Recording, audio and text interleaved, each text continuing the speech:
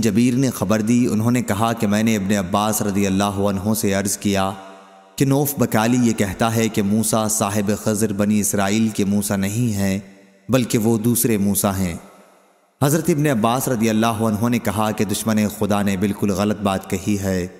حضرت ابی بن کعب رضی اللہ عنہ نے نبی کریم صلی اللہ علیہ وسلم سے روایت کرتے ہوئے ہم سے بیان کیا کہ موسیٰ بنی اسرائیل کو کھڑے ہو کر خطاب فرما رہے تھے کہ ان سے پوچھا گیا کہ کون سا شخص سب سے زیادہ علم والا ہے؟ انہوں نے فرمایا کہ میں۔ اس پر اللہ تعالیٰ نے ان پر عطاب فرمایا کیونکہ انہوں نے علم کی نسبت اللہ تعالیٰ کی طرف نہیں کی۔ اللہ تعالیٰ نے ان سے فرمایا کہ کیوں نہیں، میرا ایک بندہ ہے جہاں دو دریا آ کر ملتے ہیں وہاں رہتا ہے اور تم سے زیادہ علم والا ہے۔ انہوں نے عرض کیا اے رب العالمین، میں ان سے کس طرح مل سکوں گا؟ سفیان نے اپنی روایت میں یہ الفاظ بیان کیے کہ اے رب وکیف لی بہ، اللہ تعالیٰ نے فرمایا کہ ایک مچھلی پکڑ کر اسے اپنے تھیلے میں رکھ لینا، جہاں وہ مچھلی گم ہو جائے بس میرا وہ بندہ وہیں تم کو ملے گا۔ بعض دفعہ راوی نے فہوا ثما کے فہوا ثمہ کہا، چنانچہ موسیٰ علیہ السلام نے مچھلی لے لی اور اسے ایک تھیلے میں رکھ لیا۔ پھر وہ اور ایک ان کے رفیق سفر یوشع بن نون روانہ ہوئے۔ جب یہ چٹان پر پہنچے تو سر سے ٹیک لگا لی۔ موسیٰ علیہ السلام کو نیند آ گئی اور مچھلی تڑپ کر نکلی اور دریا کے اندر چلی گئی اور اس نے دریا میں اپنا راستہ بنا لیا۔ اللہ تعالیٰ نے مچھلی سے پانی کے بہاؤ کو روک دیا اور وہ محراب کی طرح ہو گئی۔ انہوں نے واضح کیا کہ یوں محراب کی طرح۔ پھر یہ دونوں اس دن اور رات کے باقی حصے میں چلتے رہے۔ جب دوسرا دن آیا تو موسیٰ علیہ السلام نے اپنے رفیق سفر سے فرمایا کہ اب ہمارا کھانا لاؤ کیونکہ ہم اپنے اس سفر میں بہت تھک گئے ہیں۔ موسیٰ علیہ السلام نے اس وقت تک کوئی تھکان محسوس نہیں کی تھی جب تک وہ اس مقررہ جگہ سے آگے نہ بڑھ گئے جس کا اللہ تعالیٰ نے انہیں حکم دیا تھا۔ ان کے رفیق نے کہا کہ دیکھیے تو صحیح، جب ہم چٹان پر اترے تھے تو میں مچھلی کے متعلق کہنا آپ سے بھول گیا اور مجھے اس کی یاد سے شیطان نے غافل رکھا، اور اس مچھلی نے تو وہیں چٹان کے قریب دریا میں اپنا راستہ عجیب طور پر بنا لیا تھا۔ مچھلی کو تو راستہ مل گیا اور یہ دونوں حیران تھے۔ موسیٰ علیہ السلام نے فرمایا کہ یہی وہ جگہ تھی جس کی تلاش میں ہم نکلے ہیں۔ چنانچہ یہ دونوں اسی راستے سے پیچھے کی طرف واپس ہوئے اور جب اس چٹان پر پہنچے تو وہاں ایک بزرگ اپنا سارا جسم ایک کپڑے میں لپٹے ہوئے موجود تھے۔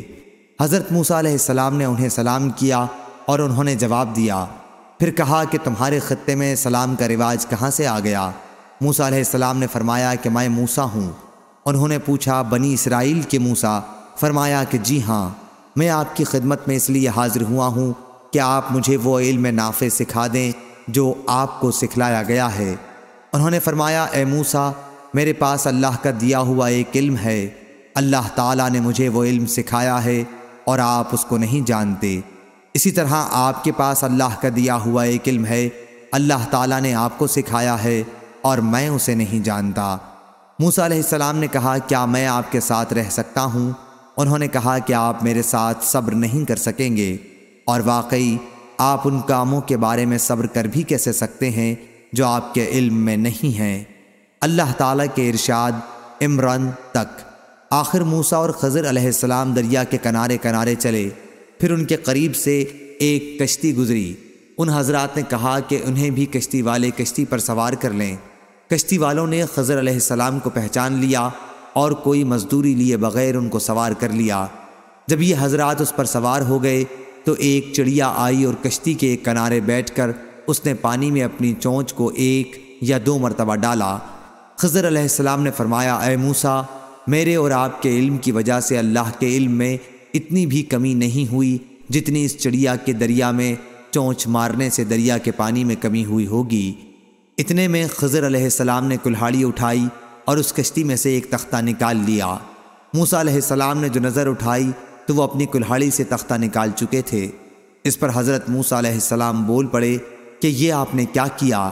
جن لوگوں نے ہمیں بغیر کسی اجرت کے سوار کر لیا انہی کی کشتی پر آپ نے بری نظر ڈالی اور اسے چیر دیا کہ سارے کشتی والے ڈوب جائیں۔ اس میں کوئی شبہ نہیں کہ آپ نے نہایت ناگوار کام کیا۔ حضرت خضر علیہ السلام نے فرمایا کیا میں نے آپ سے پہلے ہی نہیں کہہ دیا تھا کہ آپ میرے ساتھ صبر نہیں کر سکتے؟ موسیٰ علیہ السلام نے فرمایا کہ یہ بے صبری اپنے وعدے کو بھول جانے کی وجہ سے ہوئی، اس لیے آپ اس چیز کا مجھ سے مواخذہ نہ کریں جو میں بھول گیا تھا، اور میرے معاملے میں تنگی نہ فرمائیں۔ یہ پہلی بات حضرت موسیٰ علیہ السلام سے بھول کر ہوئی تھی۔ پھر جب دریائے سفر ختم ہوا تو ان کا گزر ایک بچے کے پاس سے ہوا جو دوسرے بچوں کے ساتھ کھیل رہا تھا۔ حضرت خضر علیہ السلام نے اس کا سر پکڑ کر اپنے ہاتھ سے دھڑ سے جدا کر دیا۔ سفیان نے اپنے ہاتھ سے جدا کرنے کی کیفیت بتانے کے لیے اشارہ کیا جیسے وہ کوئی چیز توڑ رہے ہوں۔ اس پر حضرت موسیٰ نے فرمایا کہ آپ نے ایک جان کو ضائع کر دیا، کسی دوسری جان کے بدلے میں بھی یہ نہیں تھا، بلا شبہ آپ نے ایک برا کام کیا۔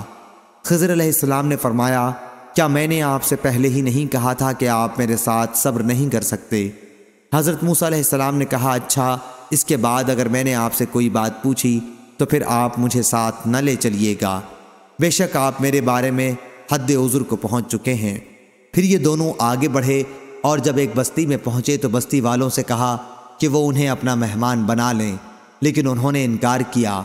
پھر اس بستی میں انہیں ایک دیوار دکھائی دی جو بس گرنے ہی والی تھی۔ خضر علیہ السلام نے اپنے ہاتھ سے یوں اشارہ کیا۔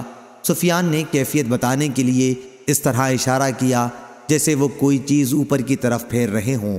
میں نے سفیان سے مائلہ کا لفظ صرف ایک مرتبہ سنا تھا۔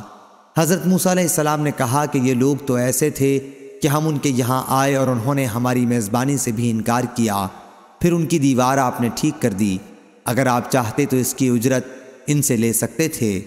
حضرت خضر علیہ السلام نے فرمایا کہ بس یہاں سے میرے اور آپ کے درمیان جدائی ہو گئی۔